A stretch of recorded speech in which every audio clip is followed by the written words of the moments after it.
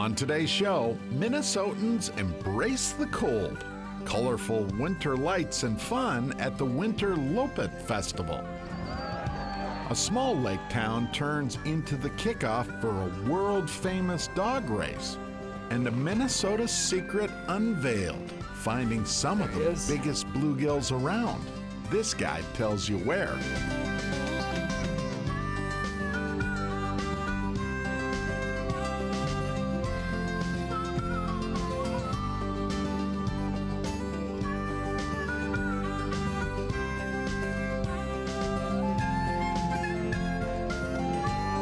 Minnesota Bound, presented by Connecticut Water Treatment Systems. Hi everybody, Millie and I welcome you to Minnesota Bound. Up first today, a classic winter festival turns our city lakes into a snowy playground. All while raising money to introduce others to the great outdoors. In 2003, it began as a small cross-country ski race. This is the 20th anniversary of the City of Lakes Loppet Winter Festival. In many ways, it's a celebration of winter in Minneapolis. What happens is lots of folks race across and around our city lakes. So it is a celebration of all things winter in Minneapolis. That includes ski races, skijoring races, fat tire biking, snowshoeing, coob. So many favorite winter activities rolled into 2 days of fun. Fun for our canine companions too. Welcome to Theodore Woods and the Truckin' Down Skidoring Championship. Go!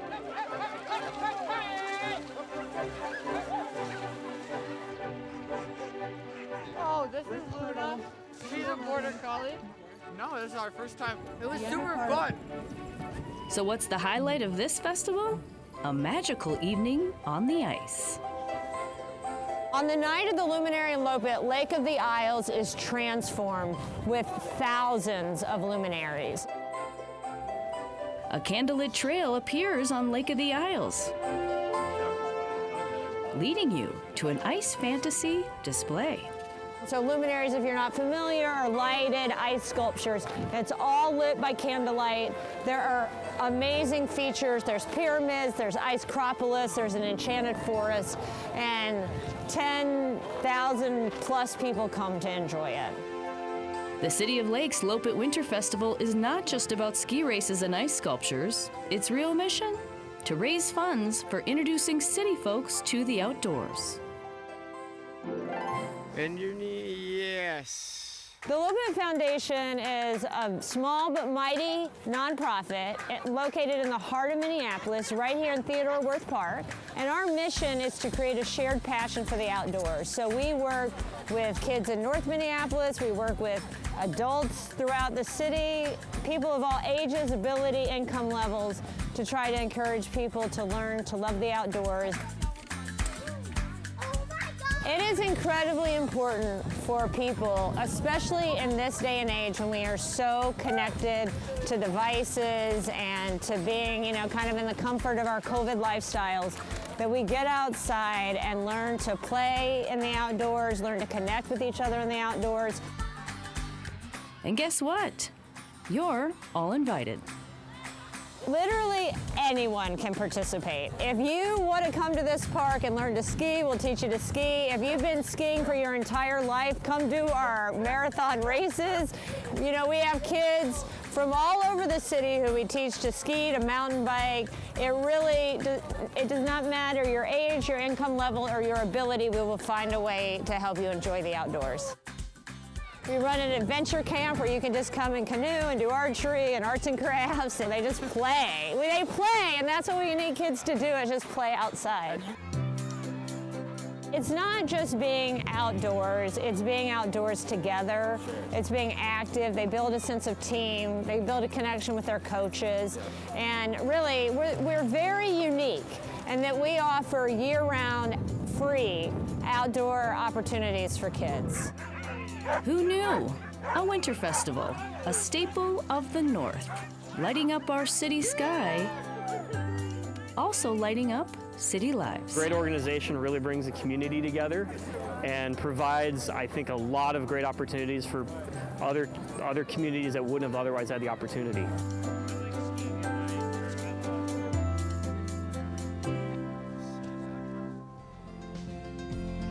Minnesota Bound is brought to you by Connecticut Water Treatment Systems, Strike Master, Midwest Exteriors MN, and by Ice Castle Fish House and RV.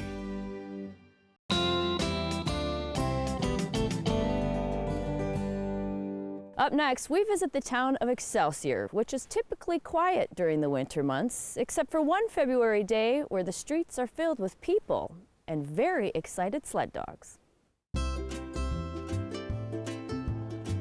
Welcome to Excelsior, Minnesota.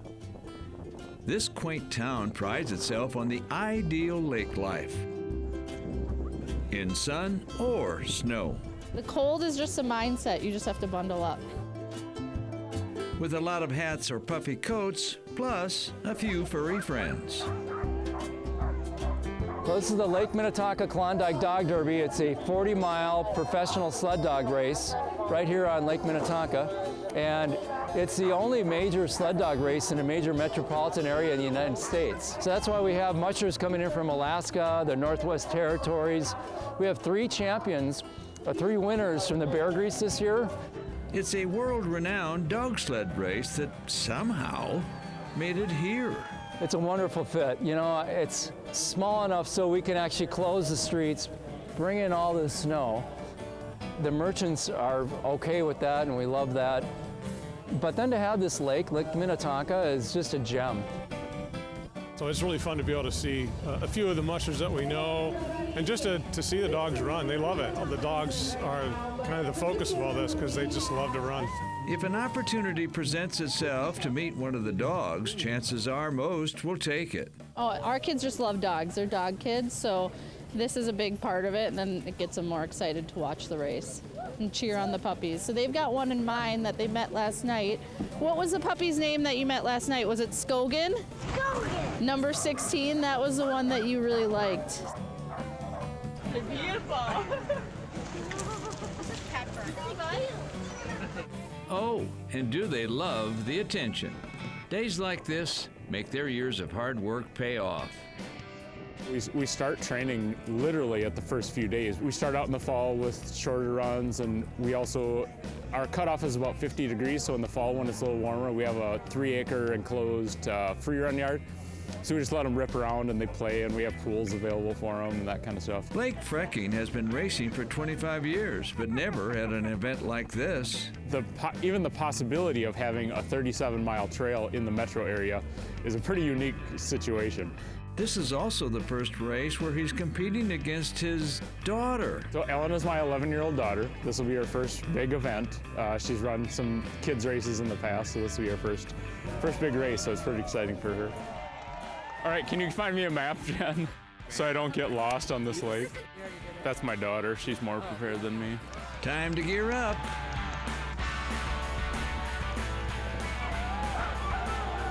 Hear that? The dogs are saying they're ready to go. It's my honor to present to you the second ever Lake Minnetonka Klondike Dog Derby. 5, 4, 3, 2, 1, 0. And we're off.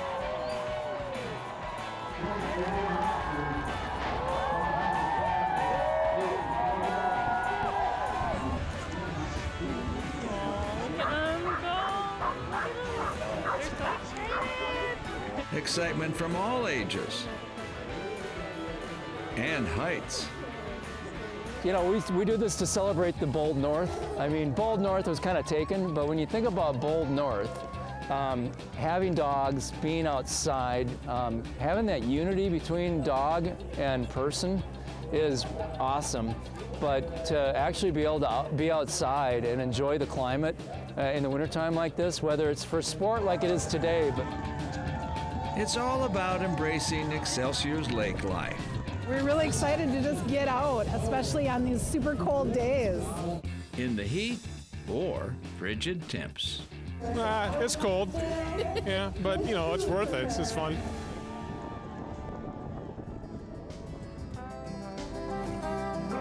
Still ahead, a winter adventure to remember. But first, we tag along with a fishing guide dedicated to finding a few of Minnesota's biggest panfish. Look at this size. Closed captioning provided by Star Bank.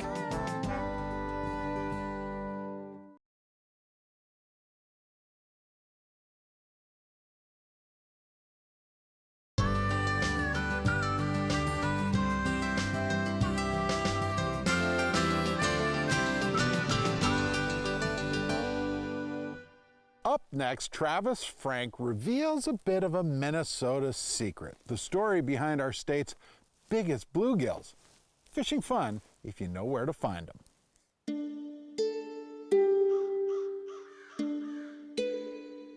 Somewhere deep in northern Minnesota's forest, Brad Hawthorne prepares for a secret mission. Yeah, this is like that over the river and through the woods, literally type deal. Oh yeah. That's a good sign. Oh, it's alive! Yeah. Thank you, Lord. We have bluegills to catch. Bluegills are the reason we have come, but not just any bluegill. We are looking for Minnesota's biggest. Brad chases these fish year-round, and he knows that to catch one today means we must fish down the path less traveled. It's the chase, it's the hunt, it's the preservation of that. Kind of like a treasure chest, always trying to find that new lake with that big bluegill. 1 pound bluegills still swim here, or so we hope. If they do, it's only because they haven't been taken yet. They're rare. Exactly why Brad fishes here in secret. We're in paradise. We are in paradise. Once upon a time, Minnesota had thousands of lakes just like this. But large bluegills became a tasty prize, filling stringers and buckets faster than they could replenish. Biologists say anglers are to blame. There's an overharvest problem on bluegills. It's natural for anglers to select for the largest fish. You know, it's a meat fishery for consumption, so they're looking for bigger fillets. To clarify, a big bluegill measures 10 inches, weighing close to 1 pound. So as your 10-inch bluegills get depleted, they start dropping their standards down to 9s and 8s, progressively less. As those big males are gone, the younger males start to mature earlier, and they put a lot more of their energy into reproduction rather than growth. And then you fill the void that was previously filled with big fish. There he is. Bluegill, I came a long way for you. Where there's little ones, there's big ones. Is he on it? Don't think this one's our target species. Oh, it is a little teeny bluegill. Right flavor. Once they get depleted to the point where your fish are maxing out at 7.5 inches, we haven't really shown where you can recover from that yet, and that may take a long time, if at all. Precisely why Brad keeps a tight lip. So these areas right here need to be protected better, and I don't think the DNR can do any better of a job. I think people need to really, once they get to a certain size, they need to go back. Hey, Brad. We're getting closer. We're getting closer. Sunfish and crappie were considered, I believe, a never-ending resource. Today, a 10-inch bluegill is rare, even here in the middle of nowhere. You have to search longer and search harder for these lakes. And all that effort makes success that much sweeter. There he is. There's a whole bunch of them here. It's happening. That's a good one. If you put the effort in the winter, the time, the research, and the pure man hours, you will usually be rewarded with either knowing that lake is not worth it and going to the next one, or rewarded with a lake that could give you bluegill treasures for years to come. Oh. If you keep your mouth kind of closed a little bit. Look at the size of that bluegill. Here's my favorite part right here. That, my friend, is a nice bluegill. That's awesome right there. It means put it back. It really does. I mean, a pound bluegill to me means put it back. Thank you, buddy. In doing so, we hope our grandkids will one day say thanks. Minnesota Bound is brought to you by Hewitt Docks, Lifts, and Pontoon Lakes, Leech Lake Area Tourism, and by Totem Resorts, the premier destination for world-class fishing.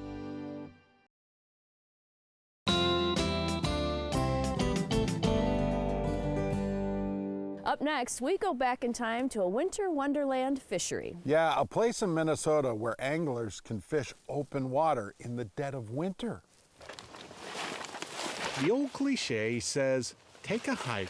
All right. But never did it say when. We'll see how this goes.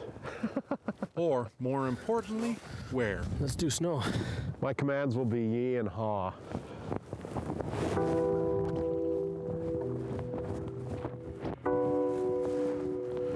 Beautiful.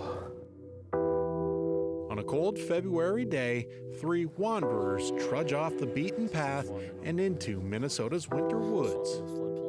I wonder how much snow we're gonna get. Well, we got quite a hill to go down here. An easy hike, this is not. Halfway there. Just the way we want it. Home. Winter camping is something that not many people even consider. It's so peaceful, and you're out here and you can really appreciate the landscape. Wrestling cold is tough enough. If you doth not stomp right, you doth not sleep right. Add snow and a winter storm to the mix. Oh, we're making progress. And you've got adventure. Starting to look like home. Once the camp work ends, a real fun begins. Does not get nicer out here. Really, the reason we've come. Just out behind camp, a widely untouched winter resource slowly slides by. Even on the coldest winter days, the Mississippi River runs. This is gorgeous. I can't believe this. There's a couple of power plants just upriver from here that they pull in river water to use to cool their operations. And that warm discharge of water allows this river to be open all season. That means one thing.